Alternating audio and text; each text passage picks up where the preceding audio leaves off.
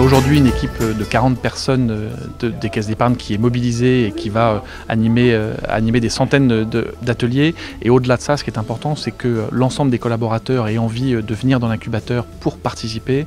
Et aujourd'hui, si on regarde les 3 premiers jours de l'incubateur, il y a plus de 200 personnes qui sont déjà venues pour apporter de la contribution à thème, ce qui est remarquable.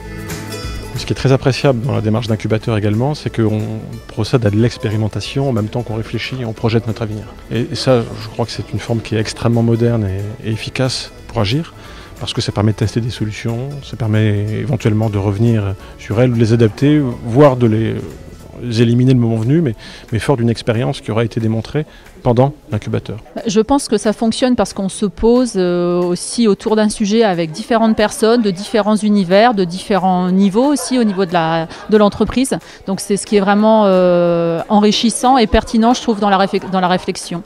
La démarche d'incubateur a aussi pour objectif de casser les codes, de faire en sorte que des profils de différentes origines se rassemblent pour projeter un avenir qui est commun.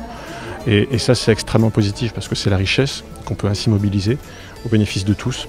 Et c'est très innovant. On a vraiment des gens qui viennent de partout, des profils très différents, des jeunes entrants, des anciens, des gens du réseau, des gens du siège. Et on a tous le sentiment très profondément que dans ce groupe-là, on est tous égaux, toutes nos idées se valent et on a tous le droit de les exprimer et de les confronter les uns avec les autres.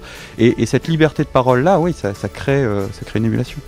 Les vibrations, c'est que ça bouillonne, donc c'est très bien parce que ça discute, ça échange, ça partage. Moi, c'est tout à fait ce qui me correspond et ce que je peux attendre d'une démarche de ce type-là. Le ressenti, c'est que finalement, on n'a pas de dérive dans les échanges. On est vraiment sur de la critique constructive. On est vraiment tout de suite sur le cœur des sujets, notamment avec les outils qui sont mis à disposition via les iPads, les apports comme aujourd'hui dans le cadre de cette journée expertise où les experts nous montrent aussi que notre environnement bouge et que nous, on a quand même tendance à se regarder un petit peu trop. C'est très original. Nous, on a la conviction qu'il faut travailler différemment et puis de manière beaucoup plus ouverte et beaucoup plus rapide.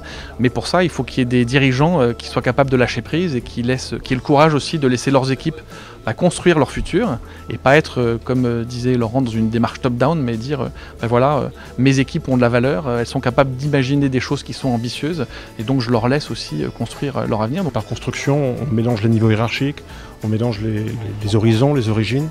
Donc ça crée de la richesse et c'est ça le futur de l'entreprise. Et ça, je trouve ça absolument formidable. C'est une vraie richesse que l'on peut mesurer en live lorsqu'on est dans l'incubateur.